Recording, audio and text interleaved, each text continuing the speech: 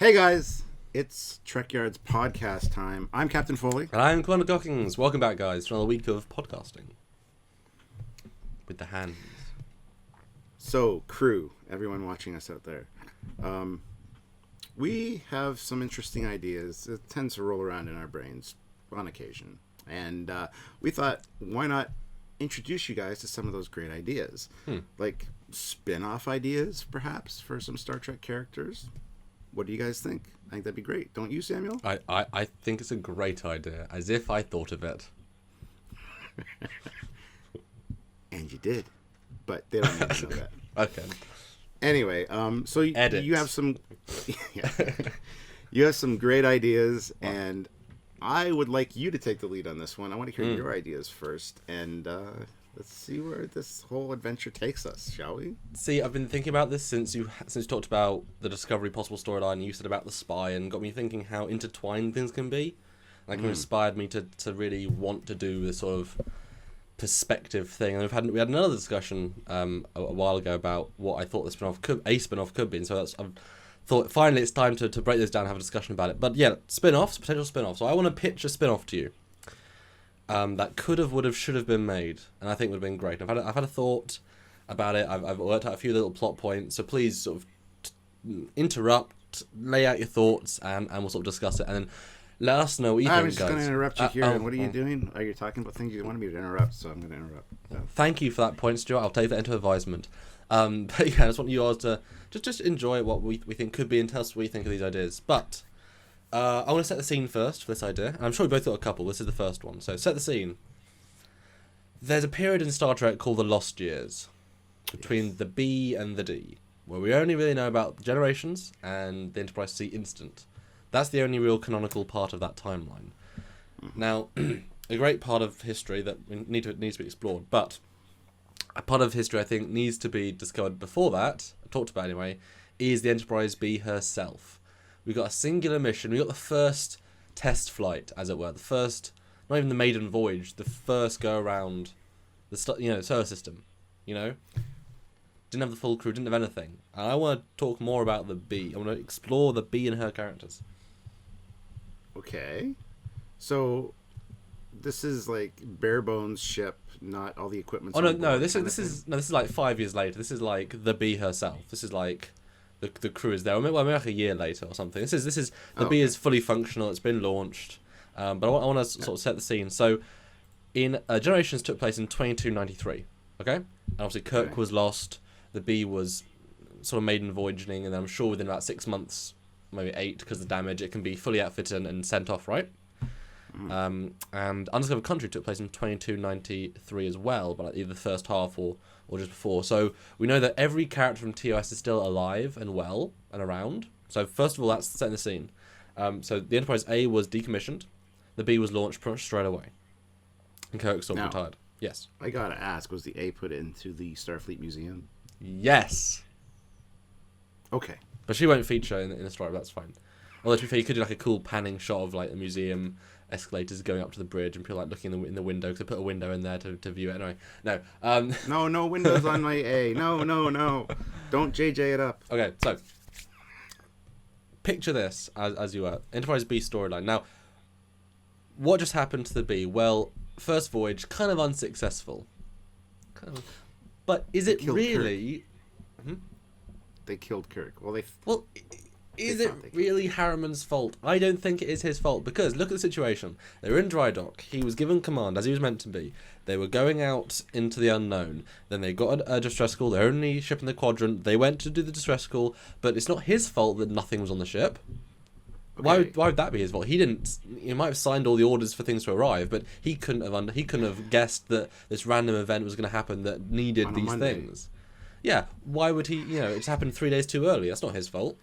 Like, it's a coincidence that Kirk still had those torpedoes that can, hit things while cloaked, the gaseous things. If he hadn't had those things on board, they would have been destroyed probably. So that's a good coincidence. And the other one was a bad coincidence. So, it wasn't his fault. He did what he could. He used Kirk's experience. He managed to save, one full ship, or at least a half a ship of crew. So in essence, he did a good job, and he got the B out of harm's way. So, he did for what he had available, he used the people, he used the team, and he managed to get away. So while he certainly is a bit sad that on his voyage Kirk was killed, Kirk volunteered to go off and do that piece. Kirk in fact insisted he stay on the bridge, so he did everything he could in the situation he had, and he saved his crew and his ship, along with Kirk.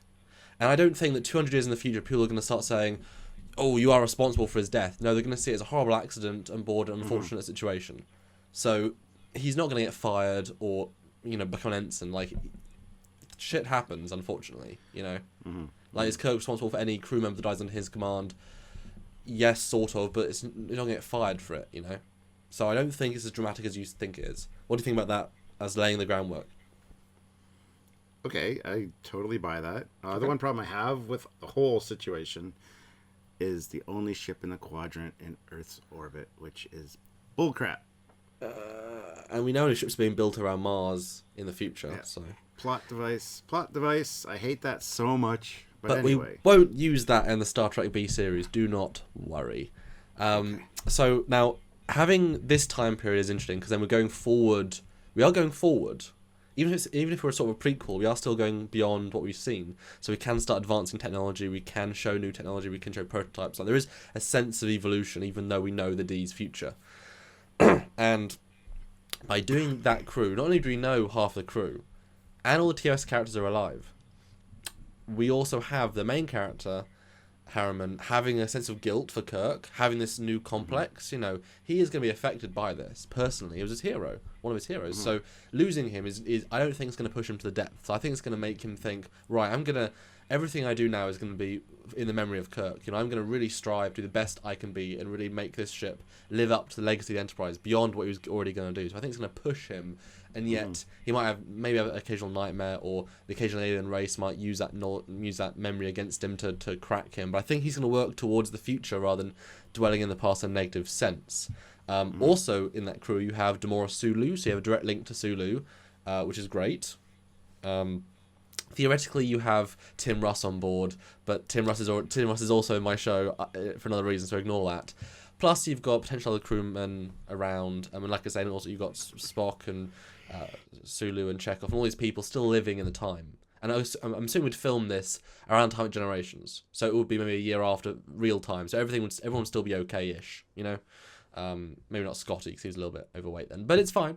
It's fine. He looked good in Enterprise D. Anyway.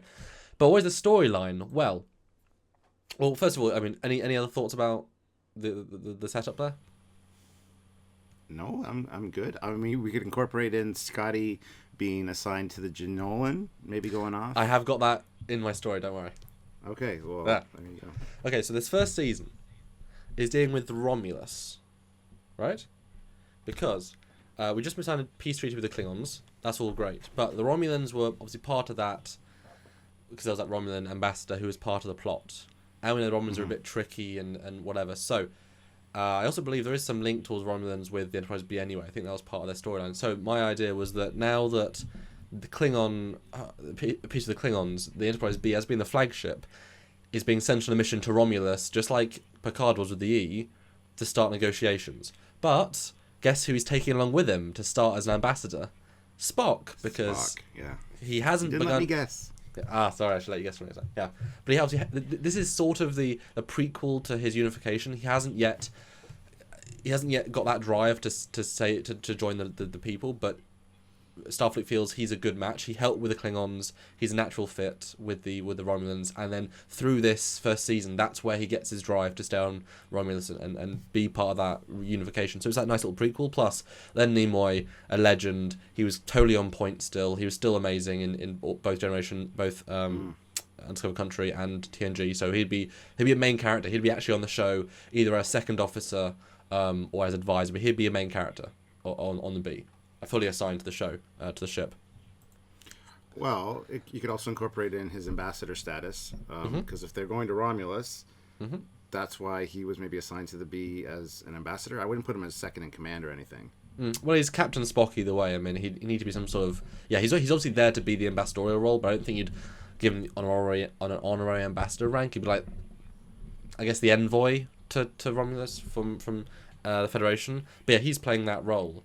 So they're going to Romulus and they're going to try and do peace thingy-mabobbies. But... What's a thingy-mabobby? It doesn't talking. need. Well, yes. Hello, I want to make peace. Hello. That's a thingy-mabobby, I guess. Yes. Apparently, in written terms. Another big part of this season is actually the Excelsior with Captain Sulu, because again, the year before, your Sai originally was an Excelsior show, but I thought Enterprise B is more interesting. But Sulu is still doing his thing with the Excelsior, and I want him to be at least a recurring character with the Excelsior. And because the B and the Excelsior is very similar sets, same set, redress, you've got both ships, easy peasy. And you already know the crew of that ship, people like that. Plus, you've got Tuvok on the Excelsior, you know he is. Obviously, he wouldn't have been cast as Tuvok yet, so kind of a little confliction in the timeline there. But my idea would be that Excelsior would also be sent to help them at one point, and Tuvok would then join Spock on Romulus, because it's a natural fit as another Vulcan. And then you've got that great dynamic between the first Vulcan in Starfleet and Tuvok, who left Starfleet, came back. Plus, I think they're both great actors, and have that dynamic really, really interesting on Romulus. So that's another little combination. And again, having both Excelsiors, Excelsior is obviously the first of the class, but it's not that many years after the Excelsior was launched. So there's not going to be that many of them. So the B being the highlight, the Excelsior is still going to be pretty much up there. So still a very strong ship of the fleet. Now, question. Yes. Does the Excelsior have glowing nacelles at this point? Did they upgrade the engines? Because that's the problem with Flashback. No, because Flashback wasn't made yet, so they hadn't made this mistake yet. Okay, so it's got real Excelsior engines. Just like the B, yes. All right, cool. Had to clarify that. Yes. We also see Scotty involved in his final mission. He's in command of an old refit, and he joins the mission at some point before he retires. This is his final big mission, and he helps solve whatever's happening. So we see Scotty. He's Captain Scotty. He should be in command of something. So we see him in the captain's chair getting that bit as well. Another reason for Sulu, though, is to have that father-daughter bond with Demora. Like, if one Sulu's in trouble, the other one's going to be more emotional. So you have that nice, Demora! Oh no, is she dead? No, I'm fine. So there's some scenes where you can really use that tension. Like they say the Enterprise B's been destroyed. Sulu's obviously pretty pissed off at that, so he then goes to their rescue. So you've got that great little breaking, even more strong than the family of Spock. You've got Spock and Demora, so you've got this really nice bond. I also want to have Saavik and Valeris at different points. Saavik as just more of a she happens to be there. Probably the second Saavik. And Valeris is in prison, and this goes. She'd be in prison for sure. Yeah. This goes into the main storyline of the season, but I want to set up who's involved. Valeris is very specifically involved, and again, linking different parts of the story, but it does make sense. So, what is a storyline of the season? But first of all, what do you think about more different pieces of the story? And I'll go into the story in a minute. It's getting really good because you didn't point it out, but Saavik is half Romulan as well. Yes, I'm not sure if they know that yet. If they do, that'll be an important part. I don't know when that was. I'm pretty sure they do know that. I think Spock knew that when he kind of took her under his wing very early on.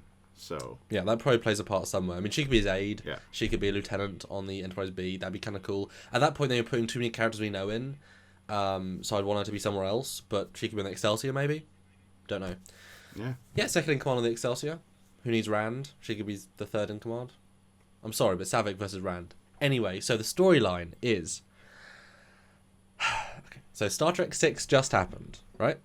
What happened in that storyline? The Klingons developed a firewall cloaking ship as a plot to continue the war between the Klingons and Federation. The Romulans were involved, but it was destroyed, and everyone was fine. The Kidman Accords were signed. Well, the Romulans saw this. They were part of it.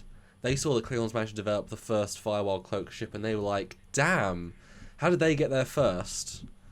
We have the cloaks first. What are we doing wrong? We're going to work on a firewall. We know it can be done, and with our technology, because we gave them... It's our cloak, just modified. So either Tal Shiar or a sect of the Romulan government are working on a new firewall cloaked ship. And as you know from that movie, a single firewall cloaked ship is going to change the balance of power. And I think the Romulans using cloaks more as their base strategy...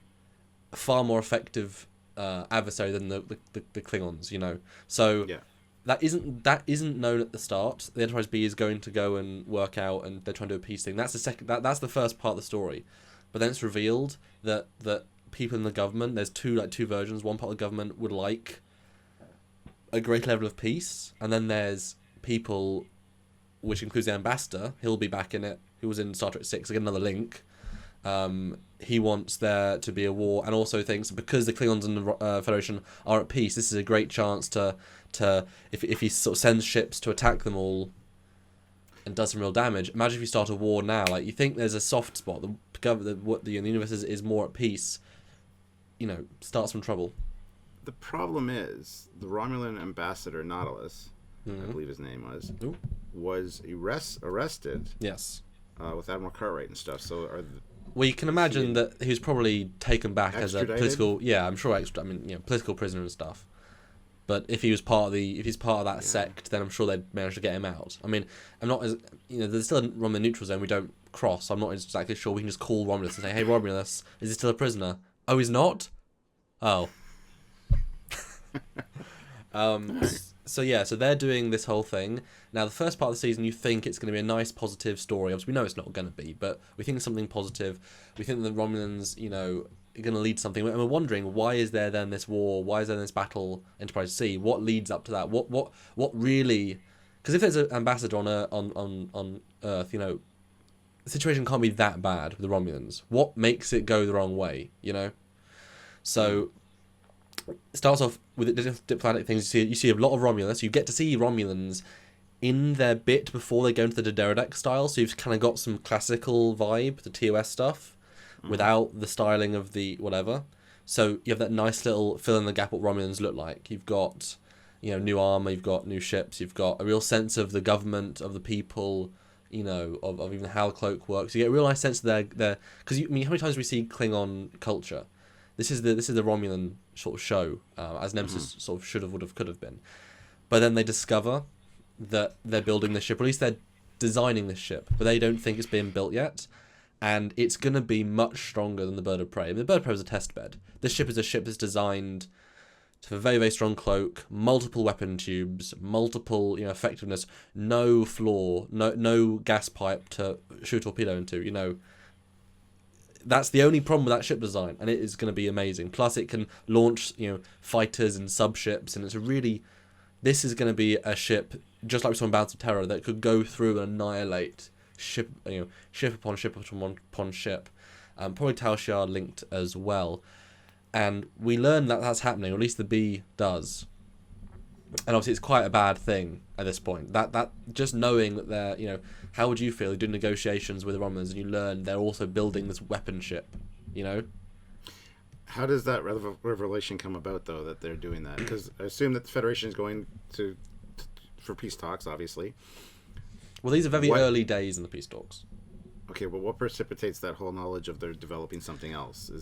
My assumption would be that the way I'm sort of envisioning it is that Spock and because the Excelsior comes in the middle, like maybe they have to ferry people from Earth to our characters, so you see the Excelsior and the B in orbit with some Romulan ships, guarding it, but you see both at the same time, and Tuvok, Spock, and Harriman all beam down to Romulus, and just because the Romulan commanders has encouraged Harriman to actually put on Romulan makeup just so he blends in, so no one thinks he's anything else, just like Picard did. So they're all wandering about doing their thing, and then maybe they either have an assassination attempt, or someone who's in one camp who wants to defect shows them a data crystal, and they start going down the rabbit hole, and they discover this. They hack in, they work out. Maybe even in the Senate chamber, they manage to. They say this is worth risking war, because this could be the destruction of. Imagine if they warped into Earth orbit and fired a single torpedo into Starfleet headquarters, or plasma torpedo. I mean, you could destroy the entire culture of the Federation with this ship. Especially since we don't think there is this ship existing, because the Klingons promised no more ships. I'm sure they did. So they work out, and then they manage to get a single transmission to Earth saying Valeris must know something, because she was part of this original plot. Chang knew very roughly. He worked out. He had spy. Sorry, yeah. That actually ties in very well, because Valeris was part of the whole conspiracy thing. Half Romulan. She could be feeding the Romulans the information on the cloaked Klingon ship technology. Maybe. Do you think she would be working as a Romulan agent? I think that's going too far. Because she was still doing it for the Federation. Like, she wasn't a traitor. She was trying to do good things, but in the wrong way. Yeah, okay. I see what you're saying. Okay. So I think Chang knew because of his spies, and then he told Valeris. There's they knew there was a second level to the first conspiracy where they knew the Romulans, where they knew if we managed to successfully test our version, we have to go after their version. You know, like a double bluff for Chang. So she knows some stuff, not a lot, but some bits. And so the Excelsior goes back to Earth, picks her up, presumably gets attacked along the way, or something thought, and then we learn actually the ship has been launched. The ship, it was launched as soon as they worked out they knew. You know, it's been actually been out for a few days, a few weeks, and it's been targeting random, tertiary races. It's destroyed a Tholian ship. It's destroyed a Gorn ship. It's actually gone a little testing spree, like far and away of what the Bird of Prey did. You know, it's really done some bad stuff. But Valeris knows a little bit to help them work out. But obviously, Sulu has the only other experience in the world when it comes to dealing with a cloak wildfire ship, so he's again essential in that situation. And both they have to now destroy the ship and destroy the research, and Spock really disapproves of this because he wants peace, but he knows it has to be done.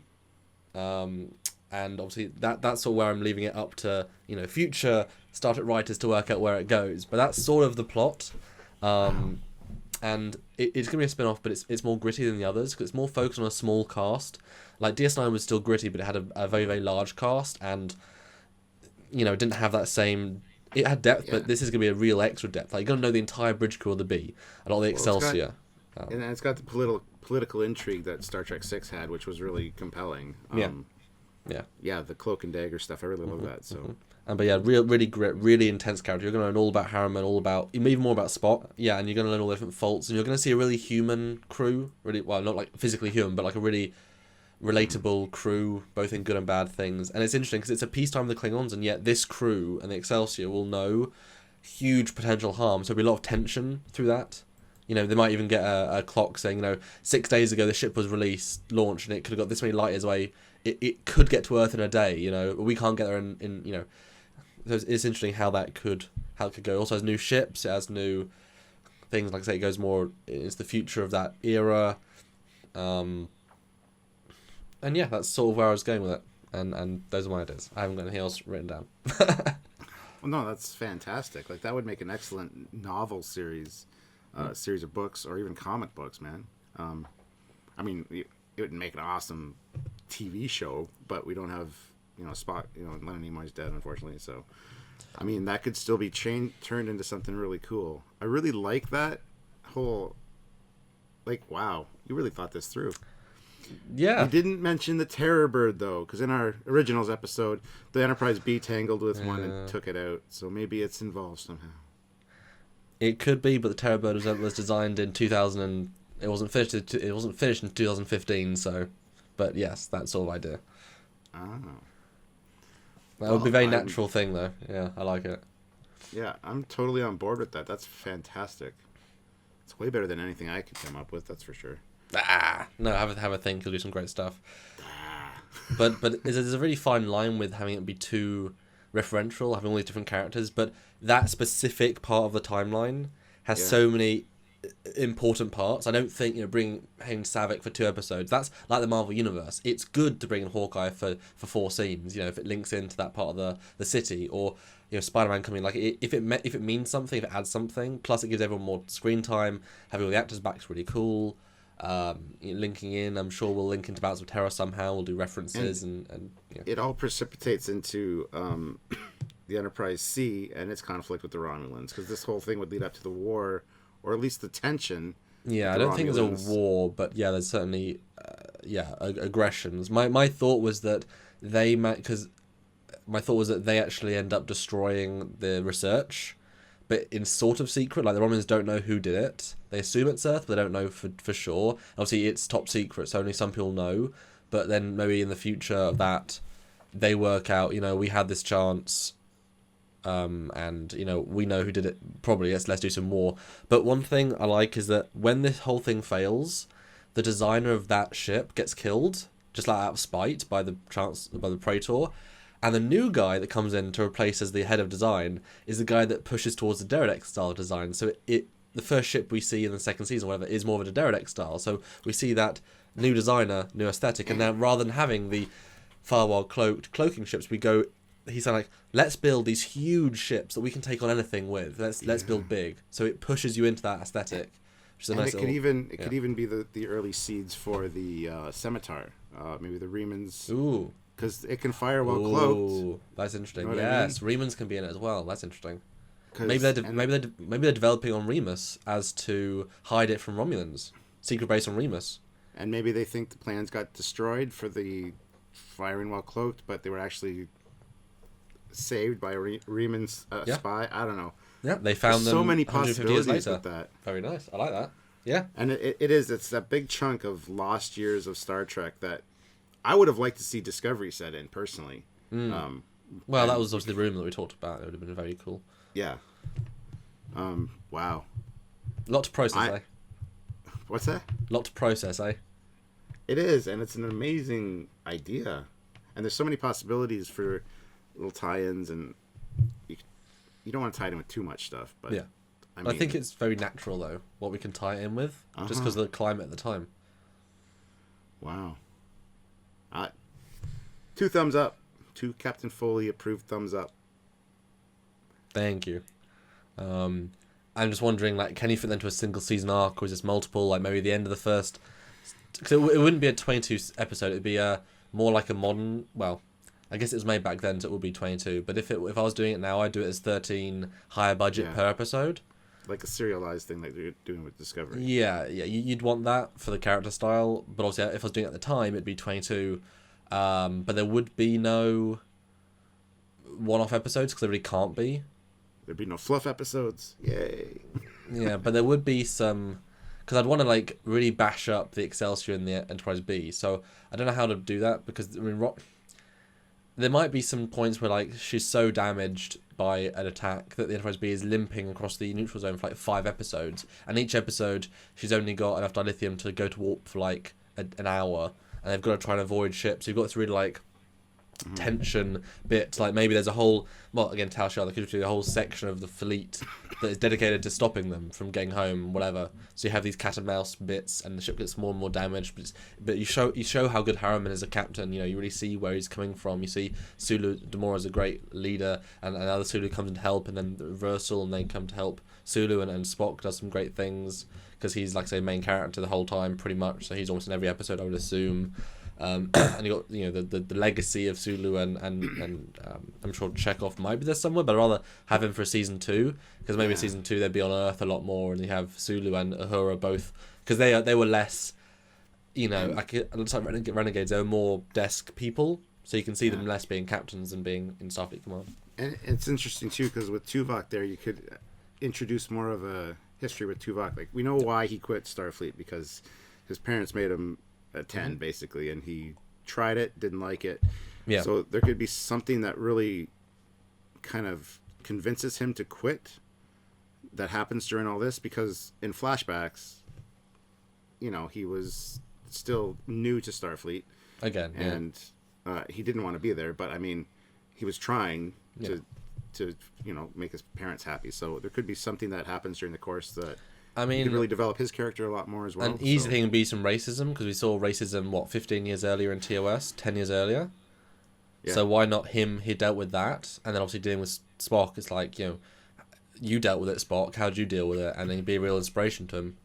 And like I said, I think Tim Russ is an amazing actor when it comes to Vulcans, and I think that'd be a great way of giving him that fleshing out, and I think those two together would be a really nice counterpoint, because you've got the fully Vulcan Tuvok, and yet the half Vulcan Spock, and yet Spock is even more Vulcan-y sometimes. But then you've got, like, they're making Vulcan jokes to each other, because Spock knows how to joke, but Tuvok doesn't. But Tuvok does sort of appreciate it, because he likes the irony sometimes. Yeah. And we know that Tuvok, when he was a teenager, had emotional problems. He was kind of, you know, because there was that episode that focused on that.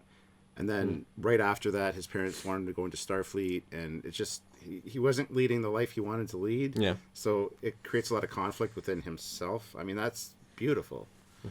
And then, wow. Yeah. And I like color me impressed, man. That's awesome.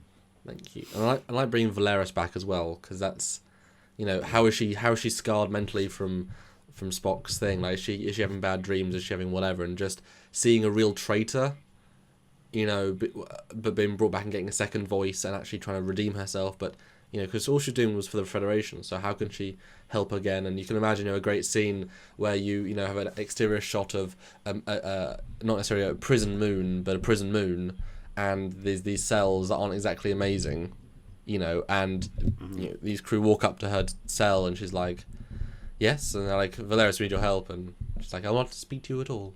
You know, it's her really proud strength. And it's like, we know about the Romulans cloaking program. She's like, take me to Spock, and he's like, we can't, he's at Romulus, and she's like, well, give me a ship then, you know, something like that. And that could be why the Excelsior goes, because they're bringing her yeah, to... exactly. Yeah, exactly. Because, again, natural fit, Excelsior is probably the second best ship in the fleet, so... Wow. I was just going to say something, but I completely forgot what it was. Oh, sorry. And since it's serialized, you got the whole story arc. It's all one thing. But to have that subplot, the B plot, the Praxis just blew up. You just signed a peace treaty with the Klingons. The Klingon homeworld it's going to exhaust its supply of oxygen or something within 50 years. So there could be a subplot with the Klingons, that new tension that's created by the peace treaty and trying to aid the Klingon, you know, the Federation trying to help them out in those early days. I think it would be something to kind of shift the focus off the Romulans a little bit and have that other plot. See, I think that would be a great season 2, because Gorkon was... Okay, he's dead. I mean, Chancellor, the Lady Chancellor, she was still great. Aja Bajor, whatever her name was. As it Boer, yeah. There you go. In the season 2 would probably start off with the Klingons learning about this other program, and they then start new tensions with the Romulans. So I would want the season 1 to be Romulans, very, very different, and the second season be Klingons. And so you get to spend, you know, not necessarily a lot of time in Kronos, but maybe the second season is again like Star Trek 6. You see from their perspective, so half the show is from the Klingon perspective. So you get a different vibe for the second season to the first season. But so there's almost no characters you recognise from what our time, like from Hero, from the Federation. But you see all the familiar characters from the Klingon side, plus Commander Worf and all these people. So that's very much that referential. And then, you know, maybe, you know, an early... you could still have Kang, Kolos, and Koloth. Bring all those back as being, you know, part of the High Council or whatever. I mean, there's things you can do with that. So that'd be a fun way of counterbalancing the heavy Federation spin with the serialized element to the second one. But in terms of subplots and B-plots, I would have B-plots be character moments. So like racism with Tuvok and also Spock and Sarek. Sarek's an established ambassador. Spock's just kind of getting into the ambassador role. They could have, you know, communications back and forth, asking for advice, so developing that father-son bond. Yeah, absolutely. And obviously Spock is dealing with Kirk's death, another subplot, and Spock can be, you know, talking to Harriman about his last moments and stuff, but then, you know, Harriman wants to entrust to Spock how he feels and things. I mean, maybe even Spock will mind meld with Harriman some, you know, knowing that Kirk wouldn't hold it against him and things. So you've got that might be closure for him, and then Harriman becomes almost a new Kirk, and Spock almost becomes his new Spock, but not quite, but like sort of a mini reboot. But that's because he's trying to live up to the name. But obviously he's his own self, and the enthusiasm is more like, he's not a ladies' man, but he's got the enthusiasm of Kirk. Maybe the joke with that is he actually keeps striking out with women. He always strikes out, like he's never successful. That'd be the joke with that. So he tries to maybe date a few people of his crew, maybe or maybe there's some civilians on board that are there for different scientific reasons, whatever, and maybe part of Spock's ambassador thing is really hot blonde, and he's like, Spock, yes, Captain, what's the name of your assistant? He's like, Captain. He's like, what? Kirk will be proud, you know. But he always strikes out. Yeah. Yeah, I'm blown away, man. I never even considered wow.